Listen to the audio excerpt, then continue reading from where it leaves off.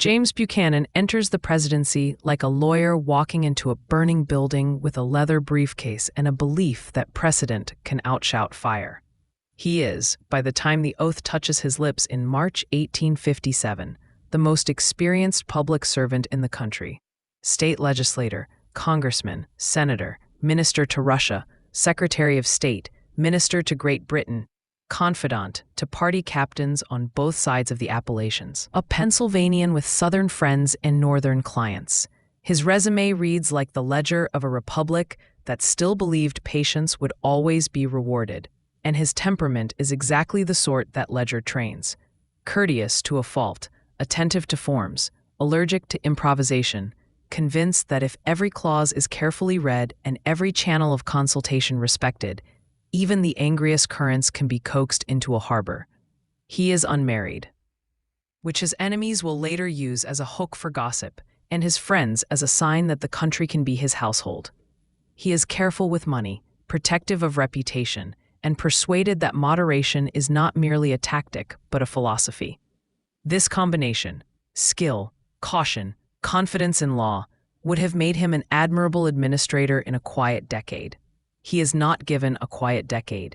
He is given the hinge on which the 19th century swings, and he tries to oil it with memoranda. He is born in the Cumberland Valley of Pennsylvania in 1791, the son of an Irish immigrant merchant who taught him the thrift that becomes both shield and prison. Bright without being prophetic, industrious without being inspired, he reads law with the veracity common to ambitious young men who learn to argue before they learn to quote. In Lancaster, he becomes the lawyer every town needs, and only a few are lucky enough to have: exact, punctual, politely fierce. He enters politics as a Federalist when the word still has local users, and slowly converts to the Jacksonian orbit as the old firmament decays. In Congress, he is known for neat briefs and neat clothes. In the Senate, for patience and a tone that makes opponents listen, even when they have promised themselves not to. Abroad, he proves adept at threading treaties through the needle's eye of honor. As Secretary of State under James K. Polk, he brings the Oregon boundary to the 49th parallel and negotiates with a fluency that sounds like modesty because he declines to boast. He is no isolationist. He is also no romantic about conquest. When Pierce sends him to London, he becomes a gentleman in a capital that respects gentlemen, never forgetting he is there to represent a republic that distrusts elegance on principle. The trouble with such gifts is that they train their owner to believe that hard problems remain soluble so long as the right men are at the table. Before the White House, he has already handled one object lesson in how a good brief can become a bomb. In 1854, at Ostend and then Aachen, he, Pierre Soulet, and John Mason signed the memorandum that will be remembered as the Ostend Manifesto, a lawyerly argument that if Spain cannot manage Cuba and will not sell it, the United States might, in extremis, be justified in seizing the island for national security. He does not trumpet the document. He does not intend it as a trumpet. He treats it as a hypothetical written to be placed on the shelf of options. When it leaks, the shelf collapses. The North reads it as a confession that the slave power dreams of planting sugar aristocracy under the flag. Europe reads it as proof that the Republic has acquired an appetite for empire. The administration pretends it was an exercise in thought, not a plan drafted in ink. Buchanan learns from the uproar the lesson he will later forget, that reasoning done in good faith can become an incendiary once it leaves the anteroom. The campaign of 1856 offers him as a cure for fevers. He is abroad during the Kansas-Nebraska fight, and therefore untainted by the fingerprints that remain on hands which pushed the Missouri Compromise line off the map. The Democratic Party needs a face less polarizing than Stephen Douglas's and less tired than Lewis Cass's. The Republicans offer John C. Fremont a boundless promise wrapped in maps and romance, the know-nothings. Through a confusion of nativist complaint and institutional collapse, offer Millard Fillmore as an alternative for men anxious about immigrants and sectional innovators alike. Buchanan's managers present him as the safe grown-up, a Northern man who has respected Southern anxieties without betraying Northern interests, a constitutionalist who will treat the Compromise of 1850 as sacred and the Union as a contract to be defended with law. He wins, in part because the Whigs are dead, in part because the Republicans are new, and in part because his capacity for looking like a solution is, for the moment, indistinguishable from being one. He arrives at the Capitol, convinced that the worst is behind the country and that the task before him is to persuade the citizens to act like partners to a contract rather than characters in a sermon. He signals, in the smallest of ways, how he intends to govern. His inaugural is gentle, formal, and almost academic in its suggestion that the Supreme Court is about to settle, once and for all, the vexed question of slavery in the territories. What the public does not know is that he has already written a private sentence into the forthcoming opinion by writing private letters to justices. He has encouraged them, in the name of national peace, to speak broadly, not narrowly, and to give a constitutional closure to the argument about Congress's power over slavery in free soil. The case is Dred Scott versus Sanford. When it arrives days after the oath, it brings not closure, but a crack like a rifle shot across a frozen river. Chief Justice Taney announces that Black Americans cannot be citizens under the Constitution, that Dred Scott has no standing to sue, that Congress lacks authority to prohibit slavery in the territories, that the Missouri Compromise had been void in its essence, that property in persons is protected wherever the Constitution follows the flag. Buchanan has what he asked for, a sweeping opinion. The sweep blows away a fence millions of citizens had learned to tolerate. He congratulates the court on restoring the Constitution to its original shape and invites the country to treat the matter as decided. He does not grasp the depth of the moral insult the opinion communicates to the North or the intoxication it delivers to the South. He has asked the court to become a political instrument. The court has obliged. Politics, as politics always does, will refuse to remain obedient to its new master. While the country is parsing Dred Scott in pulpits and parlors, the government's ledger develops a black line of its own. The Panic of 1857 arrives like a sudden fever. A major New York bank collapses in August, credit contracts and then vanishes. Grain prices sink. Railroads stutter. Factories lay men off by the thousands. Western farmers discover that the wealth they believed the soil guaranteed can be interrupted by a season and a letter. The telegraph, now so fast that it outpaces calm, delivers the fear to towns that never saw the first shock. Buchanan is, by conviction, a hard money man who believes that markets cannot be cured by handshakes from Washington. He counsels patience. He opposes emergency schemes that look to him like invitations to speculation. He points to the independent Treasury as proof that the federal government can protect itself without pretending to be a bank. In ordinary times, the restraint would be respectable. In a panic, restraint reads as indifference. Republicans make a catechism of his inaction. Democrats mutter that he is defending the Constitution from creditors, which does not feed anyone whose furnace is cold. He does not change language or policy because a newspaper tells him the optics are bad. He is not the kind of man who thinks optics real. On Kansas, optics become daggers. The question of whether the new territory will enter free or slave has matured from quarrel to pathology. Under Pierce, men voted with pistols. Under Buchanan, the men who count votes discover new ways of making numbers behave.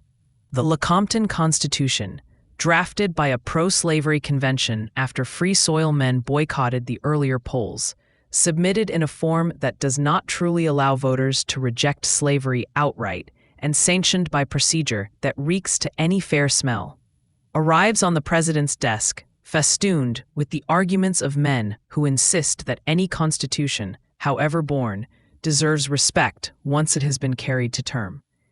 Buchanan, who leans on forms when substance is contested, decides to support Lecompton's admission and thus to press Kansas into the Union under slave law, despite the obvious evidence that a majority of settlers oppose it. He frames his support as a defense of process. Elections were held. Officers were certified. A document exists.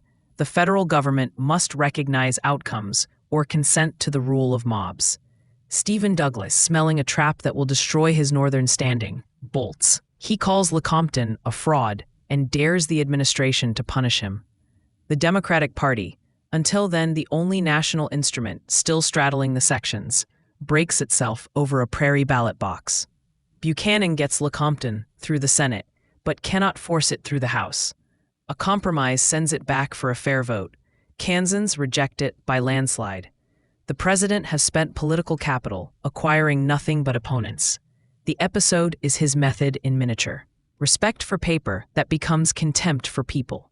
Other domestic storms accumulate their own weather. The Cavode Committee of the House, impelled by anti-administration zeal and a real scent of impropriety in the way contracts and patronage have been handled by some of his lieutenants, investigates the White House as if it were a shop selling influence by the yard. The scandal surrounding Secretary of War John Floyd, Indian trust bonds wrongly issued, favoritism toward contractors, accusations of moving arms toward southern depots as the crisis ripened, becomes a permanent cloud over a president who does not personally steal and does not personally shout at thieves with enough force to make citizens feel he hates theft. His cabinet, a collection of regionally balanced men he chose to harmonize party factions, begins to unravel under the pressure of events. Howell Cobb leaves Treasury to return to Georgia and, soon enough, to his state's cause. Floyd resigns in disgrace. Jacob Thompson departs to Mississippi. Jeremiah Black, the stern and brilliant Pennsylvanian, moves from attorney general to state to blunt the fissures, and Joseph Holt comes into war to stiffing sinews that had become flabby under Floyd. These late appointments are the last proofs that Buchanan knows which kind of men keep a ship upright. They come late, and the wind is already at hurricane. Not everything in the record is corrosion. He resolves, with a mixture of force and conciliation, what is called the Utah War. Reports of Brigham Young's theocratic obstinacy and of violence against federal officials lead Buchanan to dispatch an army to enforce authority. The move triggers panic and sabotage in the territory. He simultaneously replaces Young with a new governor and issues a proclamation of pardon to calm the saints and their neighbors. Supplies are restored. Bloodshed is largely avoided. A lesson is written in small letters that firmness softened by a credible path to dignity can deflate a crisis the newspapers prefer to inflate. He approves an expedition to Paraguay in 1858 to extract redress for an insult to an American naval vessel. The show of force produces an apology and an indemnity without a war. The episode is a textbook of maritime honor taught without killing. He accepts Minnesota and Oregon into the Union and watches the map harden toward the Pacific. He resists filibustering adventurers seeking to steal Cuba and Central American countries for new slaveholder domains, and prosecutes violations of neutrality with a seriousness that costs him friends among the rash and the rich. He attempts to settle the San Juan boundary with Britain. The Pig War begins over a shot hog and some exuberant troops. It ends in joint occupation and patience. It is perhaps the last comedy before the nation forgets how to laugh. He vetoes the Homestead Bill in 1860, explaining in lawyer's prose that giving away the public domain will empty the treasury and unbalance states. He vetoes an earlier version of the land-grant colleges. He refuses the logic of easy abundance because his head has the arithmetic of scarcity. In another generation, those vetoes would read like prudence gone too far. In his generation, they read like a man who cannot see where the century is headed. The election of 1860 arrives like a medical test the patient insists he does not need. The Democratic Party splits at Charleston. Southern delegates demand a platform that defends slavery everywhere the Constitution reaches. Douglas's men demand popular sovereignty and the possibility that some communities will say no. The convention breaks. A second convention nominates Douglas. The Southerners nominate John C. Breckinridge. Old Whigs and moderates offer John Bell to the gods of union without program.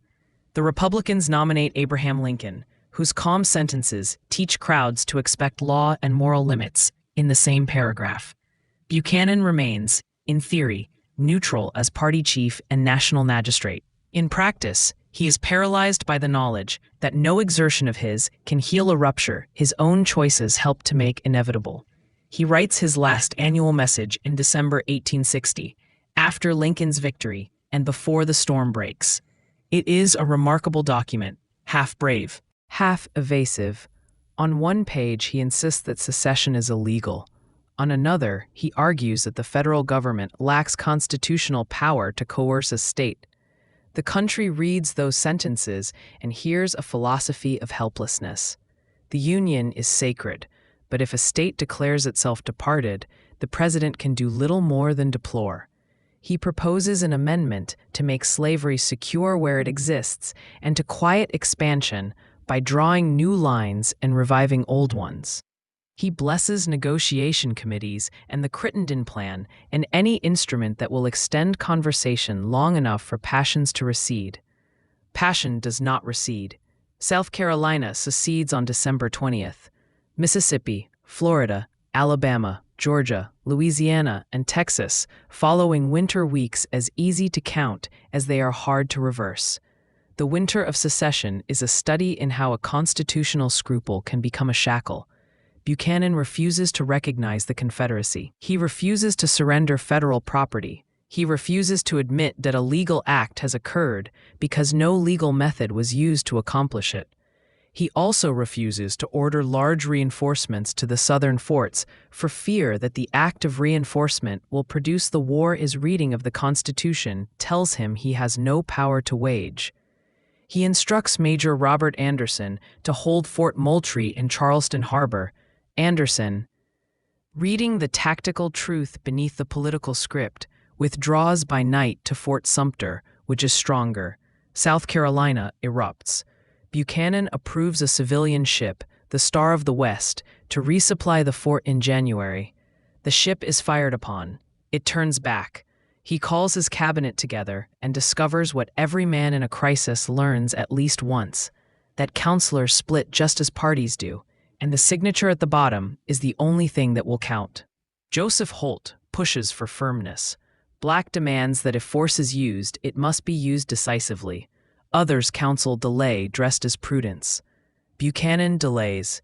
He appoints John Dix to the Treasury. Dix flashes the most vigorous sentence of the season. If anyone attempts to haul down the American flag, shoot him on the spot. In an order to a subordinate who had refused obedience. The line becomes the speech Buchanan cannot give. In February, 5 more states have left, and a new government is meeting in Montgomery.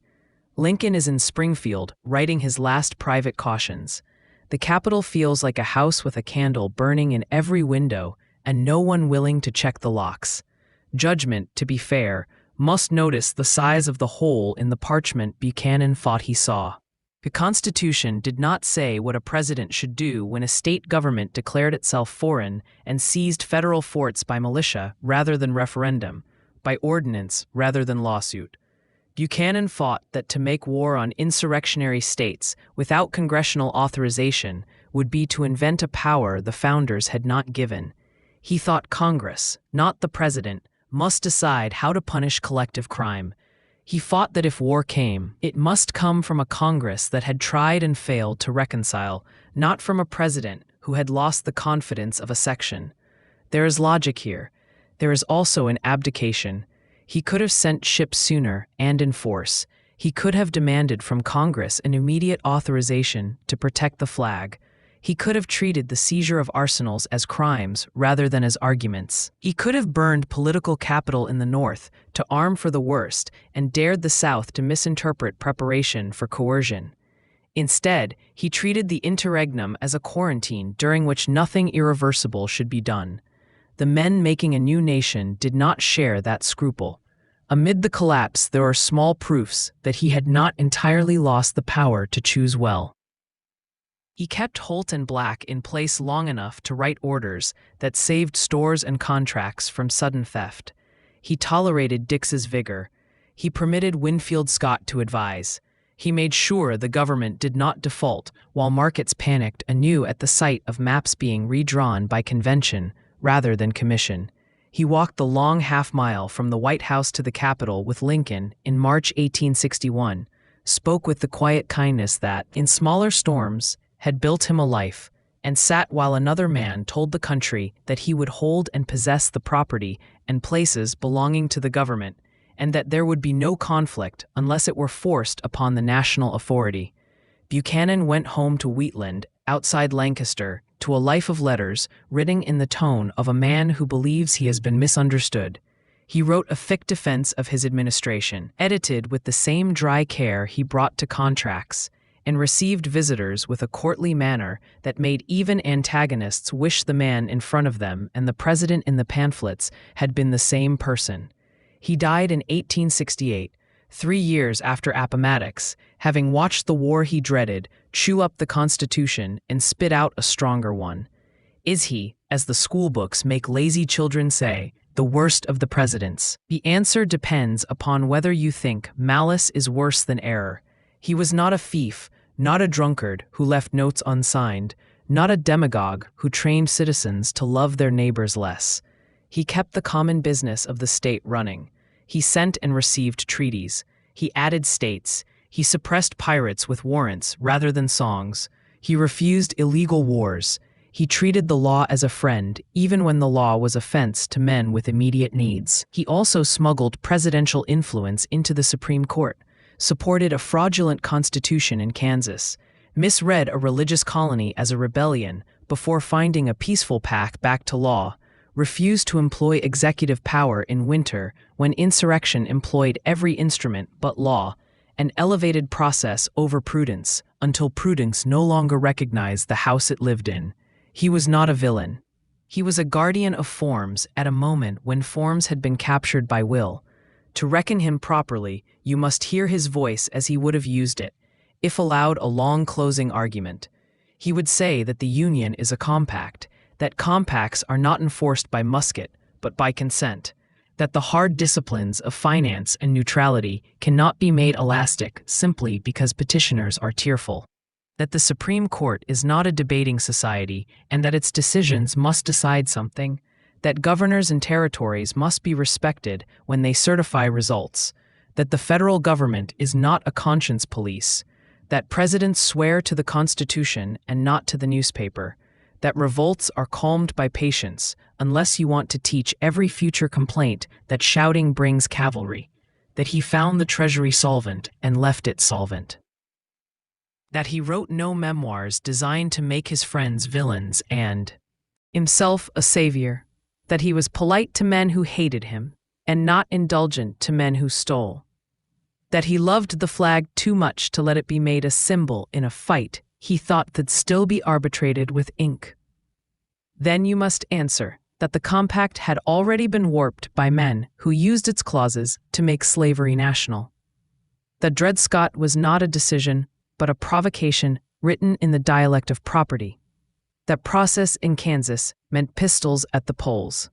That the winter of 1860 to 61 was not a seminar. That soldiers obeying the orders of their states were taking federal forts, and the law in such cases permits more than correspondence. That patience in the face of organized rupture is not prudence, but paralysis.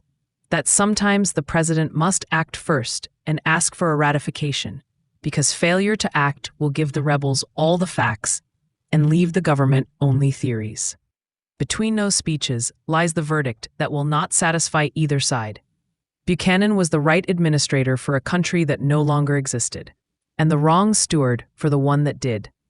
What makes him more than a cautionary tale is the way his strengths reveal their own secret antagonists.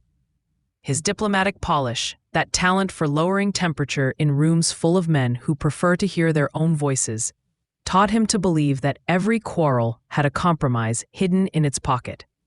His fidelity to law trained him to consult the letter when the spirit was already being exploited by men who treated the letter as cover. His caution about debt and speculation made him allergic to policies that might have alleviated a panic's misery by using the credit of the United States to buy time for households.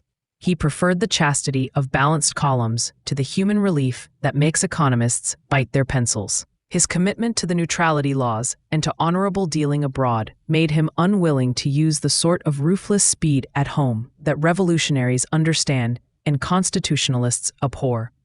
His admiration for the court as an anchor blinded him to the reality that in 1857, that anchor had been raised to sail the ship toward a shore it called original meaning, and many citizens called betrayal.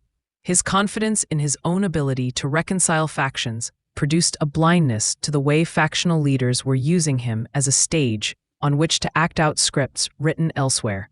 In him you see how virtues can become vices when the hour turns. Yet even a hard verdict must carry the residue of sympathy fairness demands.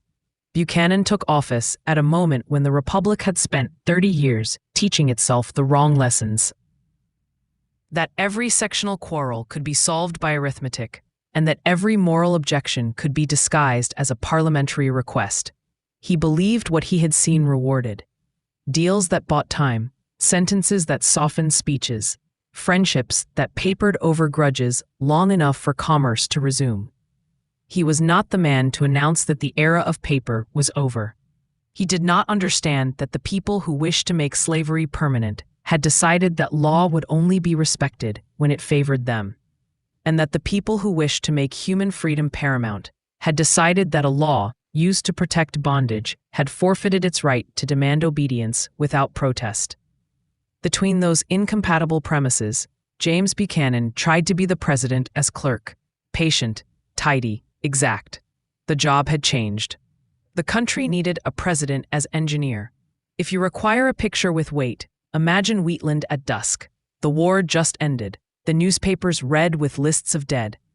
The old man in a plain room, looking over the proofs of his defense.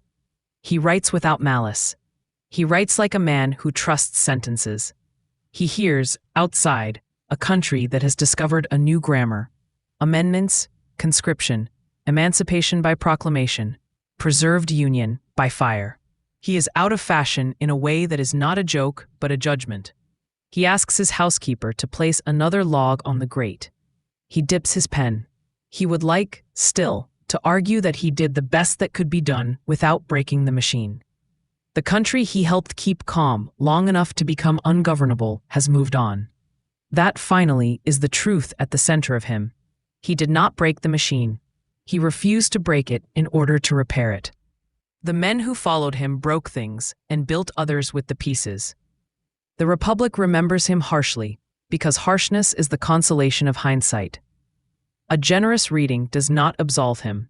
It puts him in proportion to the storm.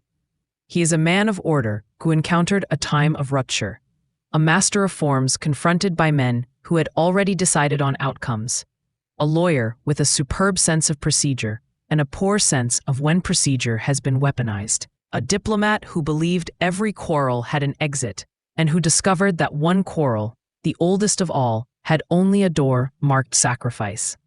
He will never be a hero. He need not be a caricature. Let him stand as an admonition written in ink across a charred page. That experience can become a mask for timidity. That law without will tempt lawbreakers. That the habit of compromise when the wrong thing is on the table becomes the habit of delay. That presidents must sometimes lead their courts, not follow them. And that there are winters when the country requires action first and reconciliation later.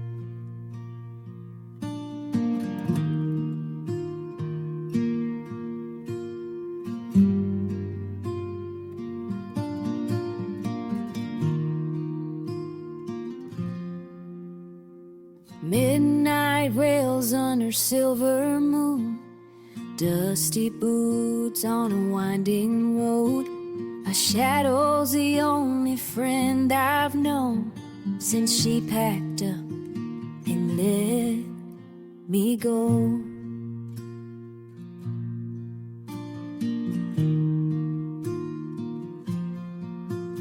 Empty whiskey bottle on the seat, her laugh still echoes in my bones. Saddle's heavy with memories. I ride alone where the wind still blows. Nowhere else to be. Nowhere else to be. Nowhere else to be.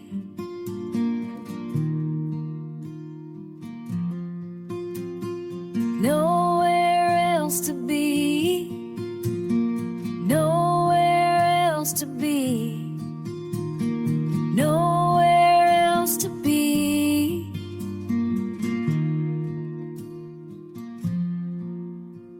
Sunrise paints the horizon gold, but it don't warm a lonesome soul. Every town I pass feels half her size. Every trail's haunted by goodbye.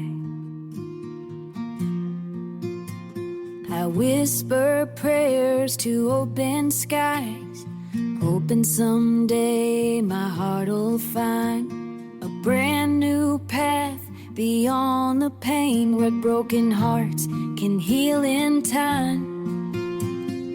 Nowhere else to be, nowhere else to be, nowhere else to be.